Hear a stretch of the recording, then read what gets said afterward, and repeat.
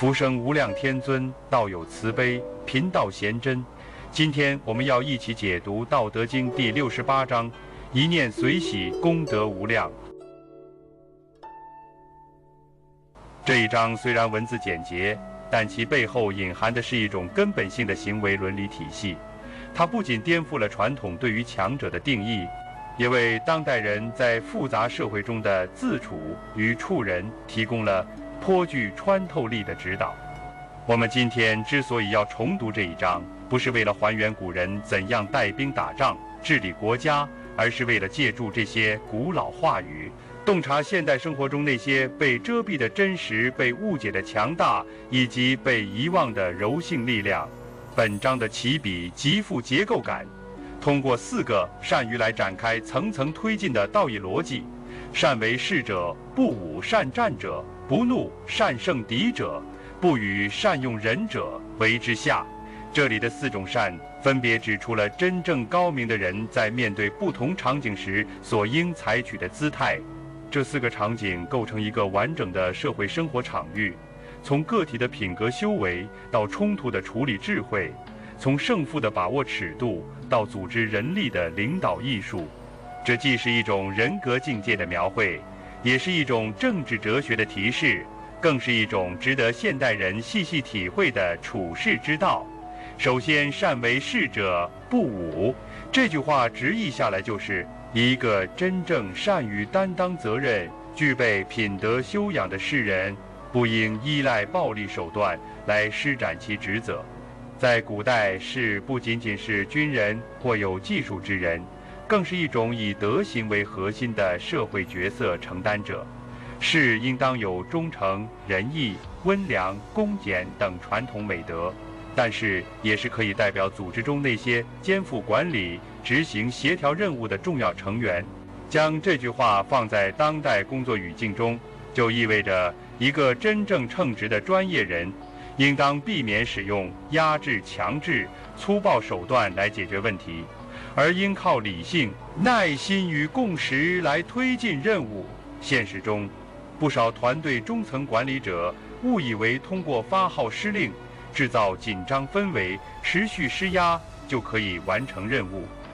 但这种表面的强硬往往难以赢得人心，反而导致团队士气低落、合作意愿下降。真正的强者是能够在关键时刻放低声调、减少敌意、修复关系的那类人。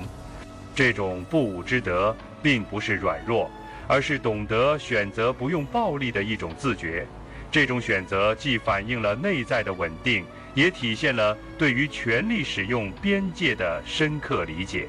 接下来，善战者，不怒。道家在此处提出了一个非常重要的判断：真正擅长应对冲突、解决争端的人，并不是情绪激烈、频繁发怒的类型。怒火中烧往往让人失去理智，偏离策略，做出错误决策。古今中外许多战争、冲突、职场风波，往往都是因情绪失控而起。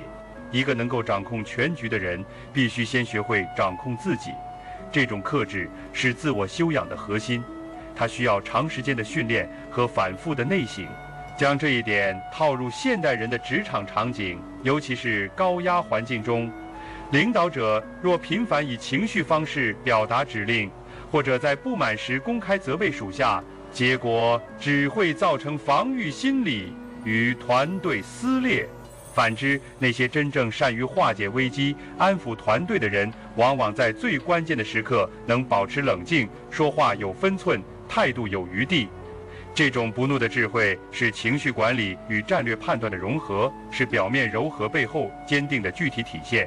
一个不容易被情绪带偏方向的人，才有能力做出系统性的安排，才能赢得真正的信任。第3句，善胜敌者，不与。这里的与并非指合作，而是指争斗、对抗。道家向来主张无争，但这不等于放弃胜利，而是主张以无争而胜，强调的是顺势而动，避实击虚，借力用势。善于赢得胜利的人，并不是那种正面交锋非赢不可的强硬派，而是懂得审时度势、因势利导，让对方自我崩解的策略型人物。现代社会强调竞争力，但真正的胜利往往来自于不战而屈人之兵。在商业竞争、职场晋升、人际关系中，那些真正走得远的人，不是天天争斗的人，而是那些不与人明争暗斗，而能巧妙布局、静水深流之人。一个明智的战略家懂得，硬碰硬只是一种手段，而赢得格局更广的胜利，往往需要以退为进，以柔克刚，以静制动。这种不争而胜的艺术，正是本章的深意所在。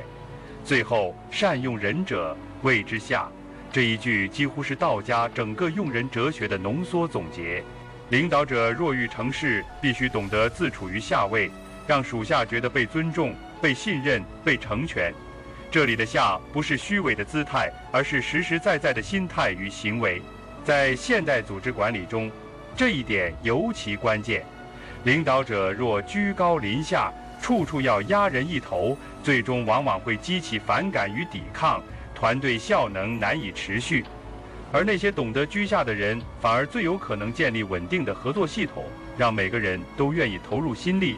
下位不等于失位，而是拥有心力控制的人选择以低姿态达成高成就。从工作场域来看，若一个管理者懂得为下属提供舞台，甘愿让功劳归于集体，在冲突中主动承受责任，这种行为虽然不张扬，却能不断积累信任资产。在关键时刻，这种无形的信任与向心力，才是组织得以团结前行发展的根本。从自我修养角度来看，这4句话构成了道家人格修炼的4个维度。行为上的不武是克制，情绪上的不怒是清明，意志上的不争是放下，姿态上的为下是谦抑。这4个维度共同指向了一个稳定而富有力量的内心状态。一个人若能做到行为不过激，情绪不浮躁，意志不强求，姿态不傲慢，那么他便真正具备了安顿自己的能力。尤其是在当代这样一个崇尚表达、过度竞争、推崇自我扩张的社会氛围中，道家这套退而不弱、静而有力的处世之道显得尤为珍贵。我们越来越习惯于用外在成就、标签、地位来衡量一个人的价值，却往往忽略了真正的力量其实藏在可以不争而胜、可以不怒而成的内在修炼之中。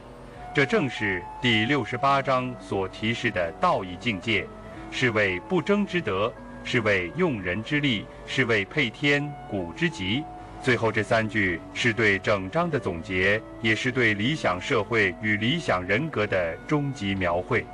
不争之德意味着在关系中不被争斗驱动，用人之力意味着不是靠自己单打独斗，而是让别人愿意追随，愿意共同成事。配天则是整个个体行动与宇宙自然运行法则之间的高度协调，是一种身心、人与人、人与社会之间的深层对齐。而这3句的意义不止于形而上，而是可以落地到现实生活每一个细节中。例如在家庭关系中，真正维系夫妻、亲子之间稳定与信任的，不是权力分配的明晰，不是谁对谁错的计算，而是能不能不怒不争，愿意先退一步，愿意以对方的利益为先。这种不居上位的态度，才是家庭稳定的基石。同样地，在社会制度的设计中，若一套制度总是强化高位者的控制与权威，强调权力的不可挑战性，那么这一套制度迟早会遭遇底层的不信任与反抗。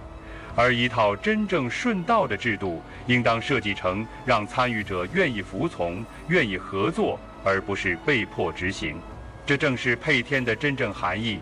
不强求，不干涉，让事物自然达成和谐运行的秩序。总的来说，第68章给我们展现的是一种看似反常，实则深远的处世哲学。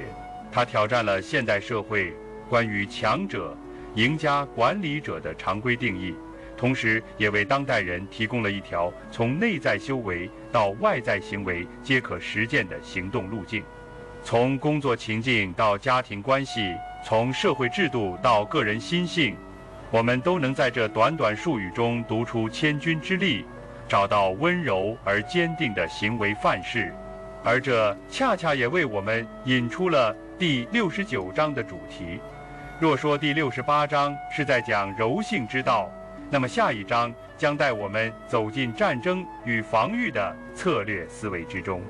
道家如何理解冲突？在无法避免的敌对局面中，道义又如何继续贯穿于行动策略之中？